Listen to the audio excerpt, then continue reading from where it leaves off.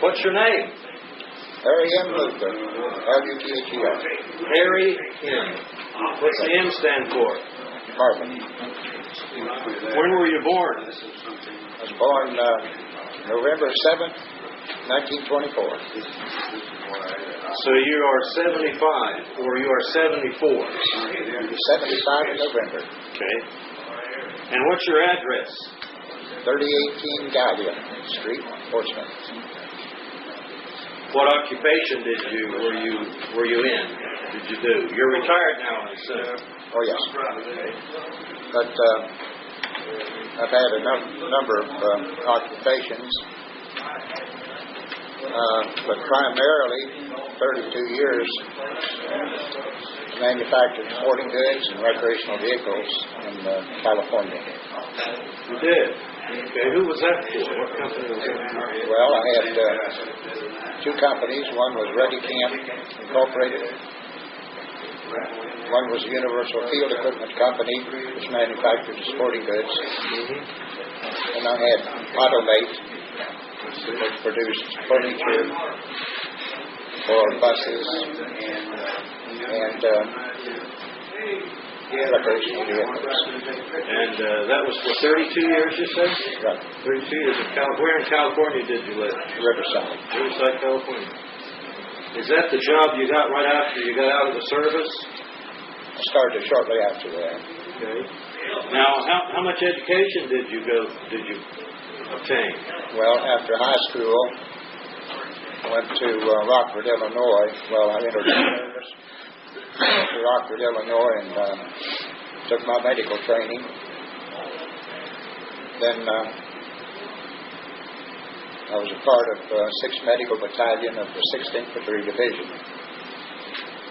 And that's where I spent my time in the South Pacific during the war. With the 6th Infantry Division? Right, in support of the infantry. I see. Are you married? What's your marital status? Yes, I'm married. I have four children. One passed away. I see. I still have 3 children. 2 in California and 1 here in Portsmouth. Do you have any grandchildren? Yes, grandchildren and 4 great-grandchildren. I see. Okay. When did you enter the service? When was your date of entry? It was April 12th, 1943.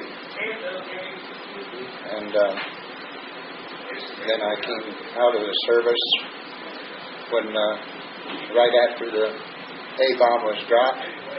I was on the first ship to arrive into California Harbor. It was Long Beach Harbor. And then I was discharged at Fort MacArthur, California. Were you born in, where were you born? In Portsmouth or California? Or? 524 7th Street, right across from Post 23. I see. Okay. So you are from the Portsmouth area? Oh yes, originally. Did you enlist? Were you drafted, or what was the situation? No, I was in the draft. And that was at 43. 43. Okay. And you were in the Army? Yes. Where did you do your basic training? At Camp San Luis Obispo, California. You mean they drafted you in Ohio and they sent you to California for basic? That's where 6th Division was. I see. Well, now, did you have anything called, did you have AIT or Advanced Individual Training after that as a medic? Well, no, I got my practical experience in the field? On the front lines. I see. And you say you went to Illinois for medical training. What does that mean? Were you in the Army when you did that? Yes. Was that after basic? Yes, they had a medical training center in Rockford, Illinois. Okay. That was Camp Grant, Illinois. How long was basic? 6 weeks? No, 22. Basic training? 22. And medical training. That includes medical training? Yes. Okay. And then, what was your rank? When you got out of the service, what was your rank? T3, which was T3. Staff with a T in it. Okay. That's technician.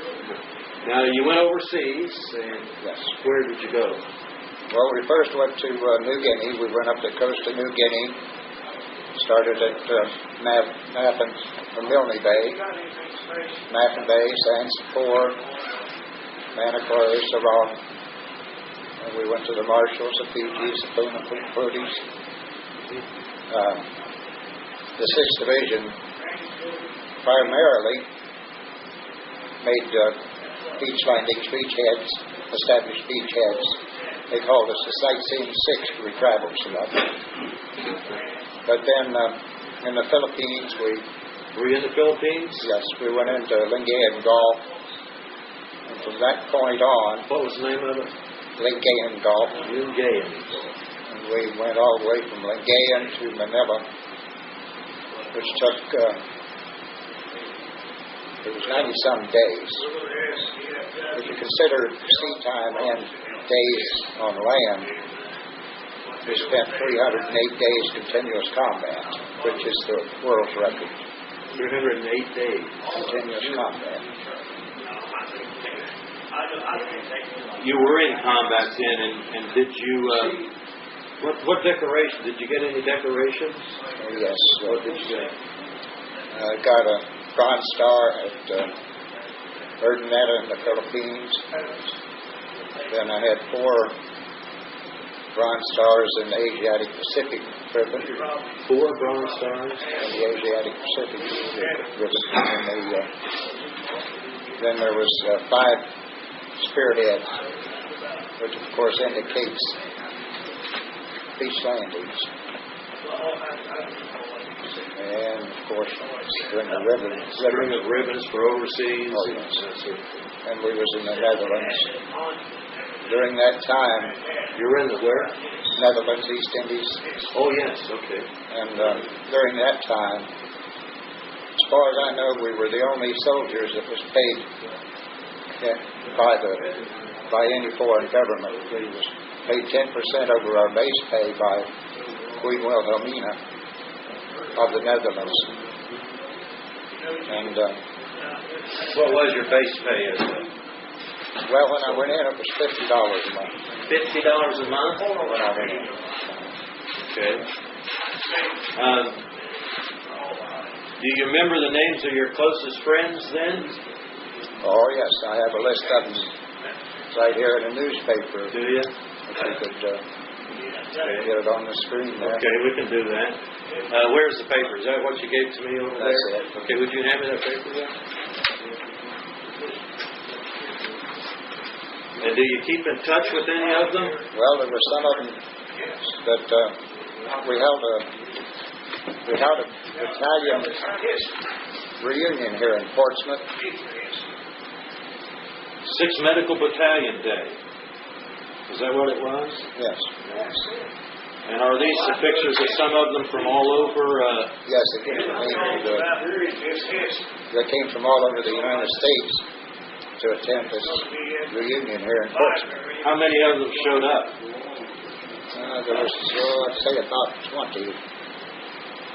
I'll just go through some of the names here. You have your name, Harry Luther Portsmouth, Leonard Ebertowski from Rock Island, Illinois. Did you know him in the service? Oh, yes, I knew all of them. George Thompson from Kewaunee, Wisconsin. Robert Ramstead from San Jacinto, California. Gerald Vince from Cincinnati. Henry Bork from Louisville. Michael Aspen from Appleton, Wisconsin. Then you had Homer Hensley from Owensville, Missouri. And W.H. Matlock from Rosebud, Missouri. And Duncan Phelps from Columbia, Tennessee. And there was, I don't know if you mentioned Frank Mercer. No, I didn't. Frank Mercer. Oh, did right you up here I did not mention that. Frank Mercer from lives on Rosemount Road. He was in your unit there? Oh, yes, we were together all through. Were you in basic training together? Yes. Okay. Your friends, were you wounded at any time? I lost this section of my finger. You see the scars there? Yeah. But a doctor by the name of Tyson put my finger back on. Put you back together, didn't he? Did a good job. I couldn't tell. That's where they put the tendons and veins back together. Where you see that? Get the Purple Heart for that? No. Well, what That was happened? kind of strange. See, I was in the medics. The way they gave Purple Hearts, we put an EMT tank on the patient, which is a emergency. Well, anyway, I didn't put an EMT tag on me because I was in the medics, and I just went on into the aid station. Okay. So they didn't have an EMT tag. You didn't tag yourself. I didn't tag myself. That's all right. If you're welcome anytime. When you were wounded, were you evacuated, or what happened there? Oh, yes. A couple buddies went into the surgical hospital with me. But then you were sent back? Oh, yes. Well, after 31 days, I had my hand in a cast. Okay. 31 days. Okay. 125th Station Hospital in New Guinea. What's the scariest thing that ever happened to you over there? All of it. Every bit of 308 days worth. Every bit of it. Well, that is when we was in combat. It's a very scary situation. Did that change in any way, you think? Or when you came back, were you the same? Oh, yes. Yes. Okay. You just saw a lot of stuff. Yes, I saw a lot of things, but I didn't have time to get upset. Okay. I was scared, but not really. It wasn't like the movies. Oh, it was like the movies, but when you're a medic, you just don't have time to lose your cognizance. Were any of your friends killed? Many of them. Hundreds.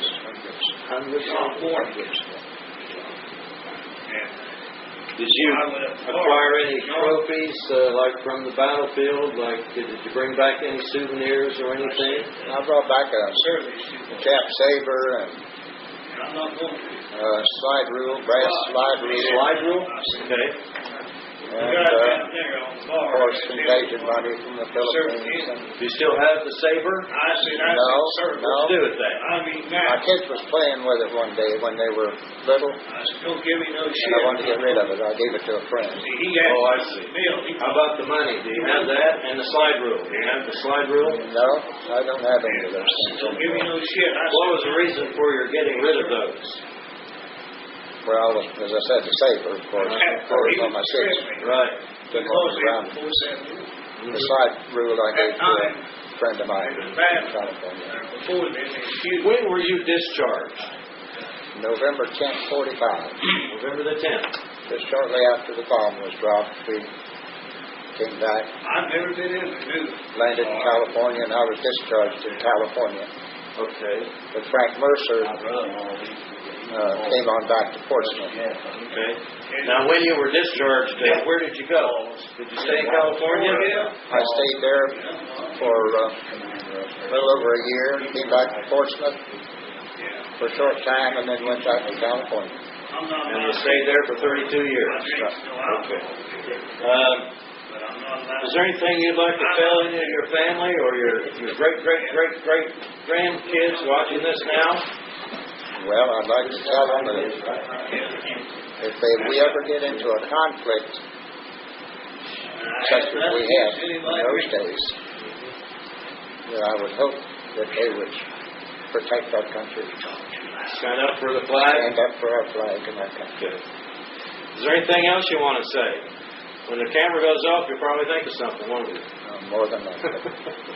Well, right at present time, I'm commander at Post 471, American Legion, up on Geiger Street. Okay. And I hope that I have a good year. I hope you do too. Is that the Russell D. Williams? Okay. I'm a member of that. At least I renewed my car. I don't go down there much, do I? Well, you'll have to visit this more often. Okay. Well, thanks very much. I appreciate you. Thank you very much.